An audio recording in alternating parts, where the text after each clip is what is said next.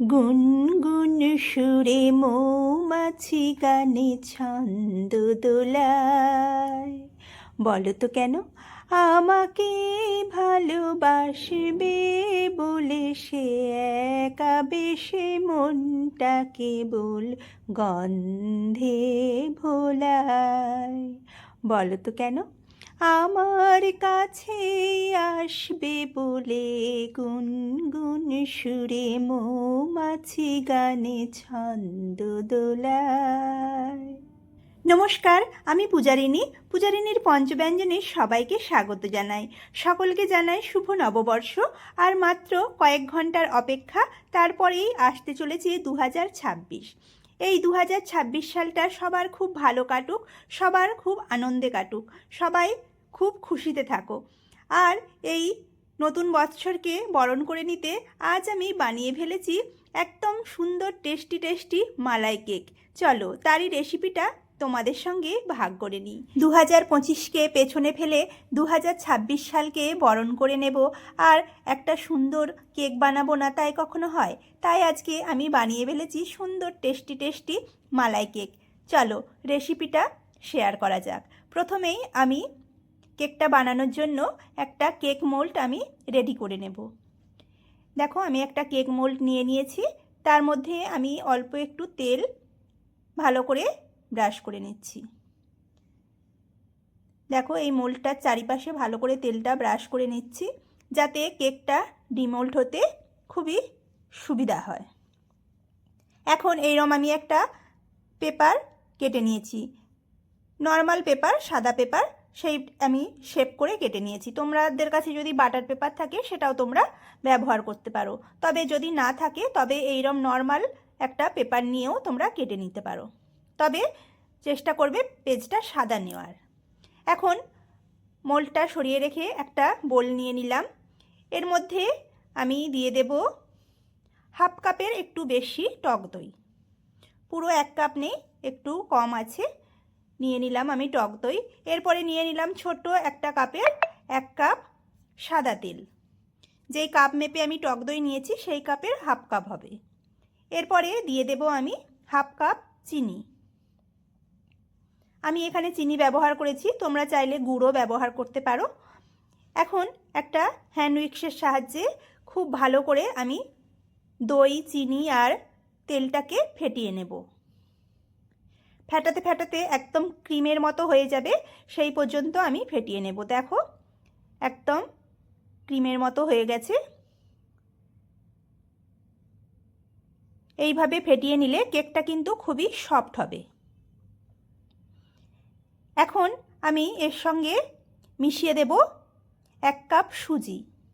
আমি এখানে যে নর্মাল সুজিটা হয় সেটা আমি নিয়েছি, তোমরা চাইলে সুজিটা একটু মিক্সিতে দিয়ে গুঁড়ো করে নিতে পারো।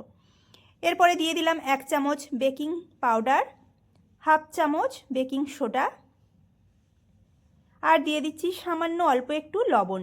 মিষ্টি জিনিসে সামান্য অল্প একটু লবণ দিলে টেস্টটা বেশ সুন্দর হয়, তবে তোমরা যদি একদমই মিষ্টিতে লবণ খেতে পছন্দ না করো তাহলে এটা স্কিপ করতে পারো। এখন সব কিছুকে খুব ভালো করে ফেটাতে হবে। দেখো একটু হাতে সময় নিয়ে 5 থেকে 10 মিনিট সময় নিয়ে জিনিসটাকে ভালো করে ফেটিয়ে নিতে হবে। এখন আমার ফেটানো হয়ে গেছে ভালো করে। এরপরে আমি ব্যাটারটা কেক মোল্ডের মধ্যে ঢেলে দিচ্ছি। সমস্ত ব্যাটারটা আমি এর মধ্যে দিয়ে দিলাম। যেহেতু আমি মালাই কেক বানাচ্ছি তাই এর মধ্যে কোনো ড্রাই ফ্রুটস বা অন্য কিছু ব্যবহার করলাম না, নর্মালি শুধু ব্যাটারটা রেডি করে আমি ঢেলে দিলাম। এখন গ্যাসের ওপরে একটা কড়া আমি গরম করতে আগেই বসিয়েছিলাম, তার মধ্যে একটা স্ট্যান্ড দিয়ে আমি কেক মোল্ডটা রেখে দিলাম। এরপরে ঢাকা দিয়ে আমি গ্যাসের ফ্লেমটা লো করে আধ ঘন্টা মতো আমি বেক করে নেব। দেখো ফিরে আসছি আধ ঘন্টা পরে। কেকটা ঠিকঠাক বেক হয়েছে কিনা আমি একটু চেক করে নিচ্ছি। তার জন্য একটা ছুরি দিয়ে এইভাবে দেখো আমি দেখে নিচ্ছি। কেকটা একদম রেডি, একটুকু ছুরির গায়ে লেগে যাচ্ছে না। তোমাদের কাছে যদি টুথপিক থাকে সেটা দিয়েও তোমরা চেক করে নিতে পারো। এখন গ্যাসটা আমি অফ করে আরও ঢাকা দিয়ে 15 থেকে 20 মিনিট ঠান্ডা করতে রেখে দিয়েছিলাম। এখন কেকটা আমি ডিমোল্ড করে নেব। কেকটা যেহেতু সুজি দিয়ে বানানো তাই খুব বেশি ফুলবে না, কিন্তু খুবই সফট হবে। সুজি বা আটা একটু ভারী, তাই কেকটা ফোলে না, কিন্তু ময়দা দিয়ে বানালে কেকটা যতটা ফোলে ততটা ফুলবে না। এখন আমি কেকটাকে দেখো, এখানে আমি নিয়ে নিয়েছি দুধটা আমি 500 ml দুধ মেরে ঘন করে নিয়েছি। সব ভিডিওটা আমি দেখাতে পারিনি, কারণ তাহলে খুব বড় হয়ে যাবে ভিডিওটা, সেই জন্য আমি বলে দিচ্ছি। এমনি নর্মালি দুধকে ফুটিয়ে ফুটিয়ে ঘন করে নিয়েছি। এখন ছুরি দিয়ে মাঝখানে একটু কেকের ফুটো করে দিলাম, যাতে দুধটা শোপ করতে সুবিধা হয়। এখন কেকের ওপরে সমস্ত ঘন করা দুধটা আমি ঢেলে দিচ্ছি। এরপরে আমি এটাকে 10 মিনিট রেস্টে রেখে দেব, যাতে দুধটা খুব ভালো করে শোপ করতে পারে। সাইড থেকে যাতে ভালো করে কেকের মধ্যে শোপ হয়, একটু ভালো করে এইভাবে করে ছড়িয়ে দিতে হবে।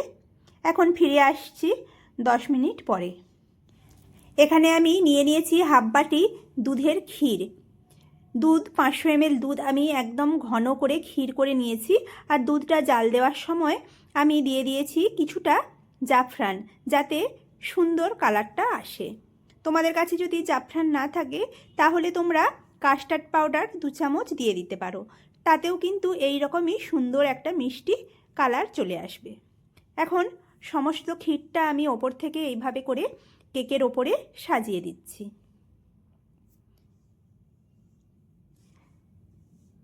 দেখো, সুন্দর করে এইভাবে করে সাজিয়ে দিতে হবে কেকের ওপরে। ক্রিম তো সবসময় সবার কাছে অ্যাভেলেবেল থাকে না। এইভাবে করে মালাই, তোমরা যদি দুধ তো সবার বাড়িতেই থাকে, এইভাবে করে যদি তোমরা ক্ষীর করে কেকের ওপরে সাজিয়ে দিতে পারো, খেতে কিন্তু দারুণ টেস্টি হবে, তোমরা সবাই জানো। আর দেখতেও ভীষণই সুন্দর হয়। এখন আমি ওপর থেকে একটা চেরি আর কেকের ওপরে ডেকোরেশন করার জন্য মাল্টি কালারের, এগুলোকে কি বলে আমি জানি না ঠিক, তবে কেকের ওপরে সাজানোর জন্য কেকের দোকানেই কিনতে পাওয়া যায়, সেগুলো দিয়ে আমি এইভাবে করে ওপরে সাজিয়ে দিলাম। আমার আজকের বানানো মালাই কেক তোমাদের কেমন লাগলো তোমরা অবশ্যই কমেন্টে জানিও। আর যদি ভালো লেগে থাকে বরাবরের মতো একটা লাইক, কমেন্ট ও শেয়ার করতে ভুলো না। এখন কেকটা আমি কেটে দেখাচ্ছি, ভেতরটা কত সুন্দর নরম সফট হয়েছে। এইভাবে করে বাচ্চাদেরকে যদি নানা রকম কেক তোমরা বানিয়ে বাড়িতে দিতে পারো, তারাও খুশি হয় আর খুবই ভালো লাগে আমাদেরও। দেখো, খুবই কম সময় লাগে আর বাড়িতে থাকা উপকরণ দিয়েই এটা বানানো হয়ে যায়। এমন কিছু সময় লাগে না, শুধু ফেটাতে জাস্ট কয়েক মিনিট লাগে। তারপরে একদম রেডি টেস্টি টেস্টি মালাই কেক।